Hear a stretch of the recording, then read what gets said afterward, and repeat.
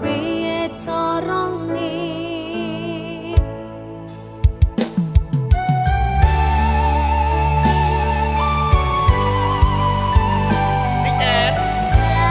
Cantik banget.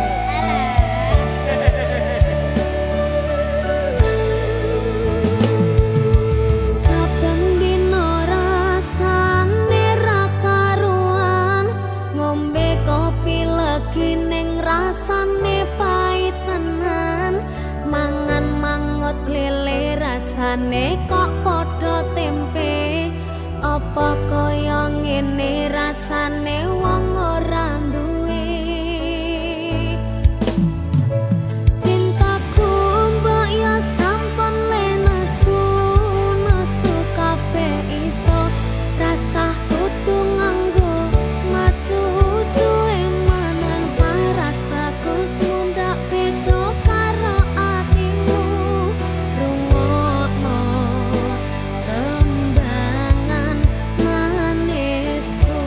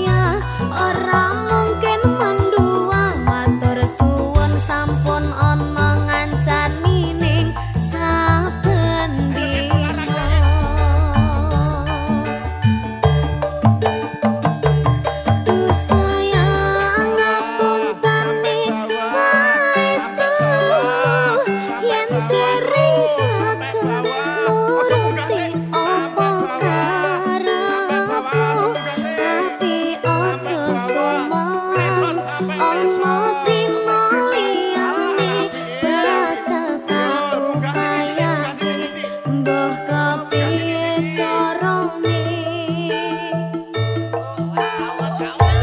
rasaku ora bakalan tersayangku ora bakal koyak senajan kahanane bubrang aku bakal setia ora mungkin manduang matur suwun sampun ono ngancani ning saben dina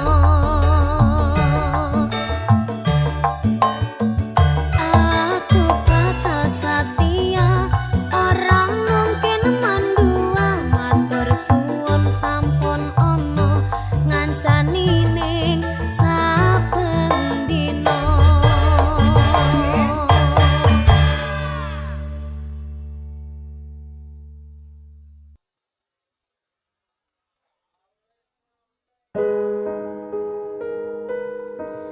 Rongana saratiku kang ngandang kangen sliramu kang tansah manah hatiku saben wengi ra bisa nendra netraku lewat liris suara angin tak titipke rasa kasmaran sedina kaya sawindu ngantu-antu ngenteni takamu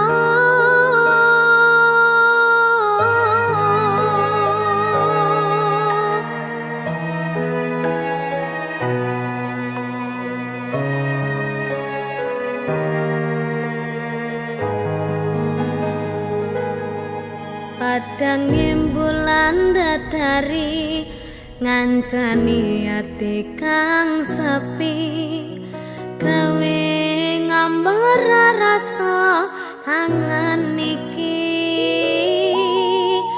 anganku iki tanda yakti tresna ing ati kaya bulan menehi padang ing wangi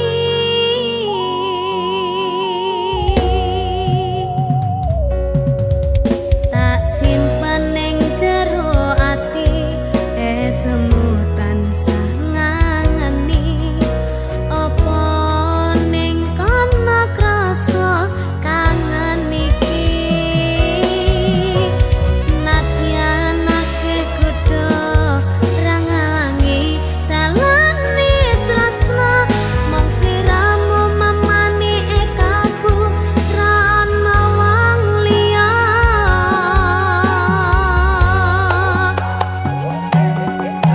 Rongana suara hatiku kang nandang kangen sliramu kang tansah manah atiku saben wengi ra bisa nendra netraku lewat liris suara angin tak titipke rasa kasmaran sedina kaya sawindu ngantu-antu ngenteni takamu Niken tak titipne rasa kangenku lewat angin wengi. terus Tak titipne rasa sayangku lewat soroting rembulan kang sumunan. terus Ngertenono yen tresnaku jembar kaya dene samudra biru. terus Ngerti ora? kak Aku maca. aku bariki ya tak ngerti ya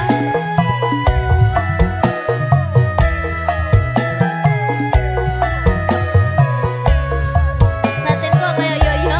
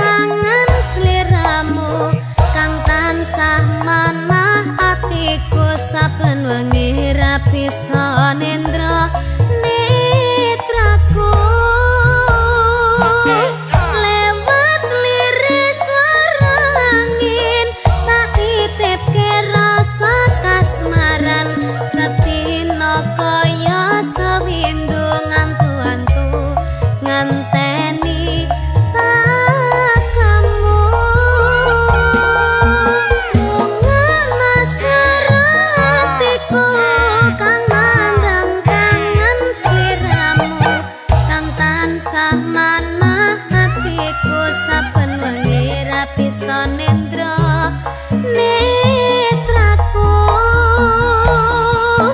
lewat liris suara angin tak titip ke rasa kasmaran sedina kaya sewindu ngantu-antu ngenteni tak kamu.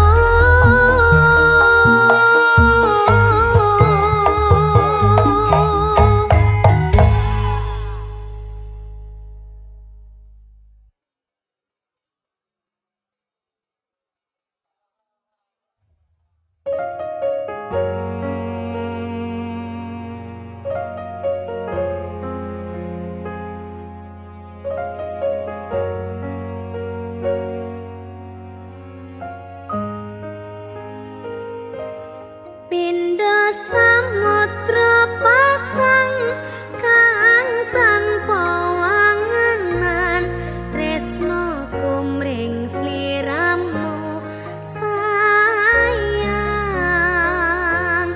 cahyaning bulan kang sumunar api ring tawang yakti sliramu kang dadi lamunan.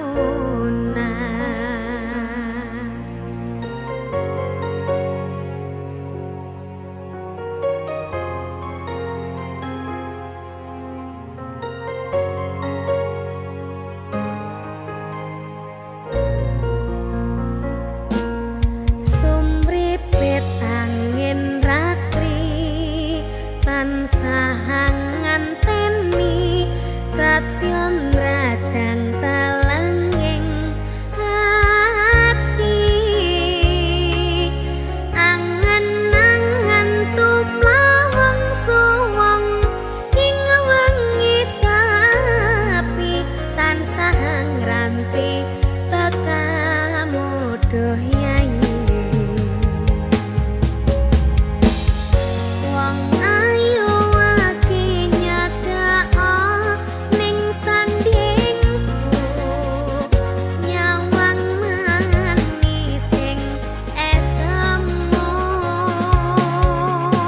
gawe larame rasaku tantraming atiku kaya bakat tresnamu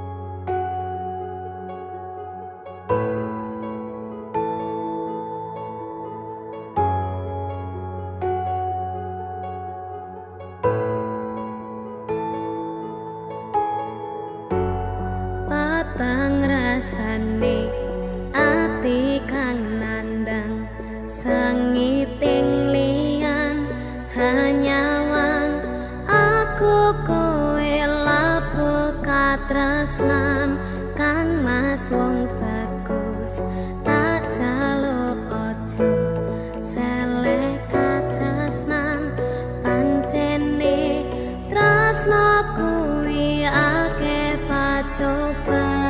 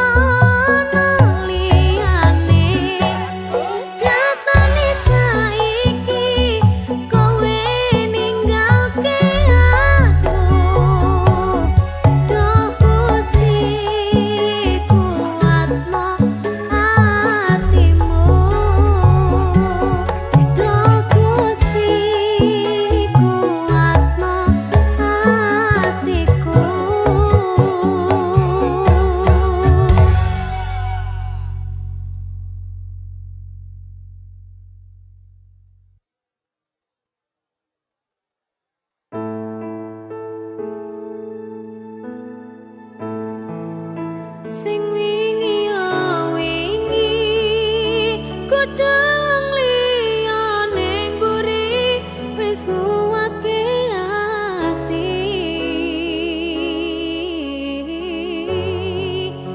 ngapurane sayang ora tak baleni warani atimu sing suci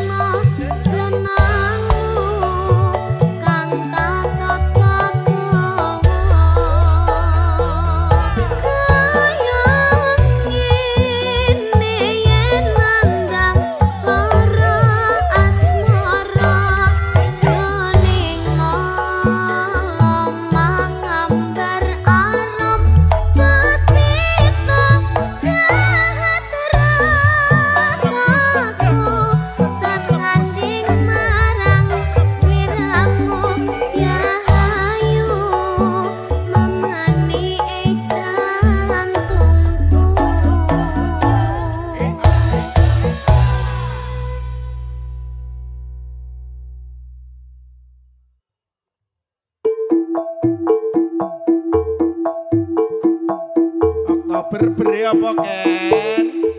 Berpasangan, berpasangan, berpasangan. Janji kokoh, janji kokoh, janji kokoh. Saling cinta, saling hormat, saling jaga, saling ridho, musyawarah untuk sakinah. Berpasangan, berpasangan, berpasangan. Janji kokoh, janji kokoh, janji kokoh. Saling cinta, saling hormat, saling jaga, saling ridho, musyawarah untuk sakinah.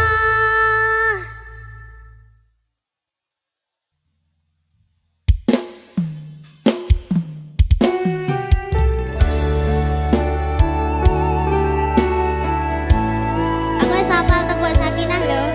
Ya, ana temu pramuka apa lho? Ora.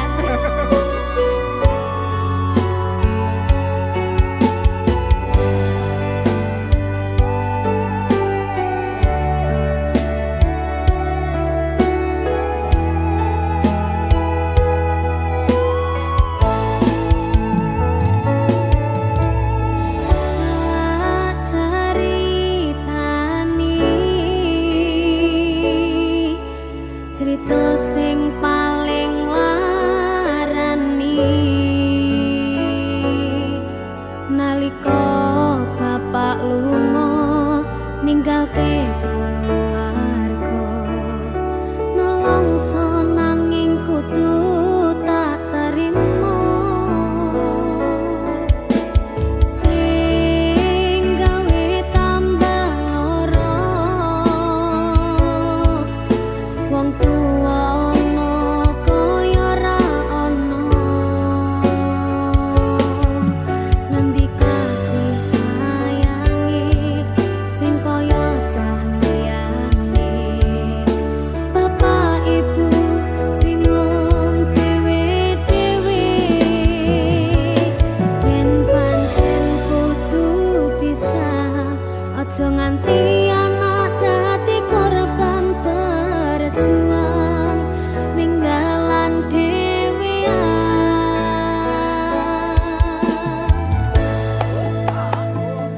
ora ana sing njaluk dilahirke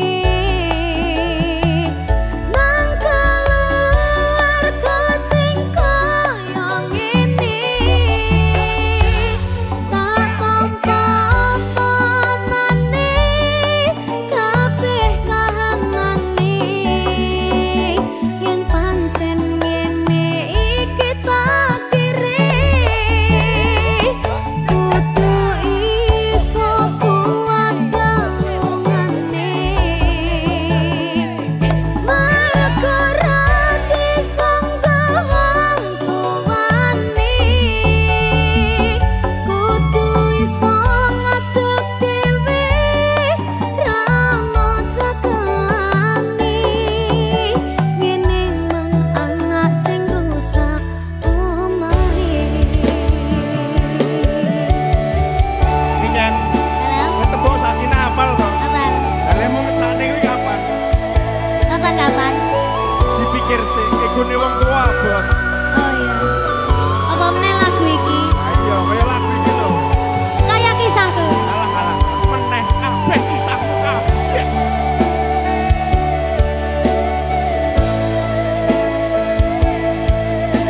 Sabar ya, Nak. Yen pancen kudu pisah, aja nganti anak dadi korban berjuang ninggalan dhewean.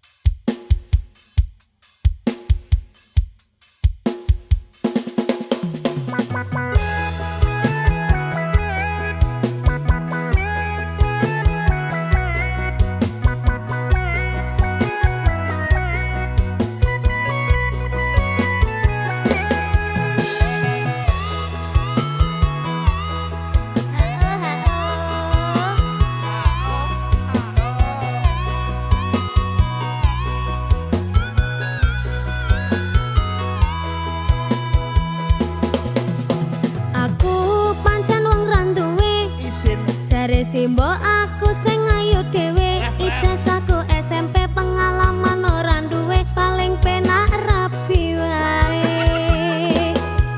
Aku rapi, aku kenal cowok, irunge rada sempok, setengah tua iki awak lagi bosok, raleh duwe saka simbok, pengen nyambel renek Lombok.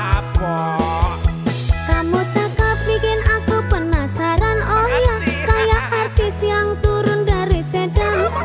Aku pusing karena selalu mikirin, ku bawakan dukun dari Magetan, Magetan ora mempan. Kadukun Jombang ora mempan. Kadukun Ngawi saya edan. Aku bunuh diri mangan duren sak kulite, menek power sak nyeploke, enek bocah ganteng dhewe gawerene tak rapine. Pertamanya aku nggak mengerti kenapa ditangkap Pak Polisi, digebukin setengah mati, disuruh ngakuin barang bukti. Masalahnya karena narkotika, heroin, putau dan sabu-sabu. Wajahku dipotret wartawan sehingga fotoku masuk koran. Jangan bung, jangan menghisap sabu, larangan agama. Jangan bung, jangan membajak lagu, larangan negara.